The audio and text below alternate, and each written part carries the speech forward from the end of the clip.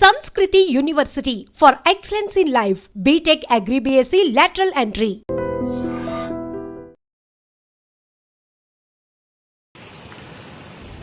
ముఖ్యమంత్రి గారు అన్న స్టేట్మెంట్స్ కొంత నీకు మానసికంగా బాధ కలిగించి ఉండొచ్చు, కాదనలేదు. కానీ ముఖ్యమంత్రిని మీరు దృష్టిలో పెట్టుకొని మాట్లాడుతున్నది కానీ, మీ నాయకత్వం దృష్టిలో పెట్టుకొని మాట్లాడుతున్నది కానీ ఒకసారి సరిచూసుకోండి. మీరు మాట్లాడితేనేమో రాజకీయము, ఇతరులు మాట్లాడితే అది బూతు అవుతున్న పరిస్థితి. ఇలా మీ పార్టీ లేకపోతే మీ పార్టీ నాయకులను మించిన బూతు మాటలు మాట్లాడేటోళ్ళు ఇంకెవరైనా ఉన్నారా అంటే మీరు ఒకసారి సరిచూసుకోండి. బూతులకు బ్రాండ్ అంబాసిడరే కేసీఆర్ అయ్యిండు. ప్రపంచంలోనే తెలుగు తెలిసిన ప్రతి ఒళ్లకు ఎవరు బూతు రాజా అంటే కేసీఆర్ అనే స్థితికి వచ్చింది. అలాంటిది ఇలా మర్యాదపూర్వకంగా మందలిచ్చినా మీకు బూతు లెక్క కనబడితే మనమేం చేసేది లేదు.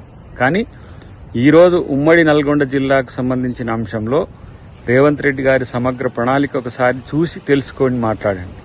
కాబట్టి కేవలం రాజకీయ విమర్శల కోసం విమర్శ చేసి దాని ద్వారా నేనేదో లబ్ధి పొందాలనుకుంటే ఇంతకంటే ఎక్కువ లబ్ధి నల్గొండకు మీరు చెయ్యలేరని కూడా తెలిసిపోయాయి. మంత్రిగా 9 సంవత్సరాలు మీరు ఎలగబెట్టిన రోజుల్లోనే నల్గొండకి ఏం జరిగిందనేది నల్గొండ ప్రజలే కాదు, సూర్యాపేట ప్రజలే చెప్తారు. కాబట్టి ఇలా కేవలం కాంగ్రెస్ ప్రభుత్వాన్ని విమర్శల కొరకు చేసే కేసీఆర్ నుంచి మొదలు పెడితే మీ వరకు కూడా మిమ్మల్ని ప్రజలు పట్టించుకోరనే విషయం గుర్తుపెట్టుకుంటే మంచిదని వారికి తెలియజేస్తున్నా. అంతేకాకుండా ఏమైనా ప్రతిపక్ష రోల్ పాటించడానికి లేదంటే ప్రతిపక్ష రోల్ పోషించడానికి కేసీఆర్ని ఏమైనా మీరు సమాయత్తం చేస్తే చేయండి, కానీ మీ వల్ల కాదు అని తేల్చుకోండి. జగదీశ్వర్ రెడ్డి కామెంట్స్ చూస్తుంటే లేదంటే స్టేట్మెంట్ చూస్తుంటే నిరాశ నిస్పృహతో విమర్శ కోసం చేస్తున్న విమర్శలుగా చూడాల్సిందే తప్పితే దాంట్లో ఏమీ వాస్తవాలు లేవు అనేది వాస్తవం.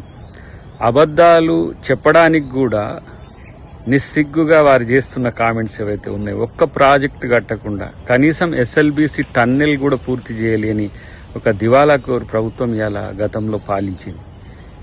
ఇలా రేవంత్ రెడ్డి గారు అంటున్న మాటలకు మహిళల నుంచి స్పందన రాలేదని, లేదంటే ప్రజల నుంచి స్పందన రాలేదని ఇలా అబద్ధాలు చెప్పే ప్రయత్నం చేస్తాడు. అక్కడున్న ప్రజల్ని అడిగితే తెలుస్తుంది ఏ విధంగా రెస్పాన్స్ వచ్చిందనే విషయం. అది పక్కన పెట్టండి. ఫస్ట్ ఇలా రికార్డు స్థాయిలో పంట మీరు కట్టిన ప్రాజెక్టుల వల్ల వచ్చిందా?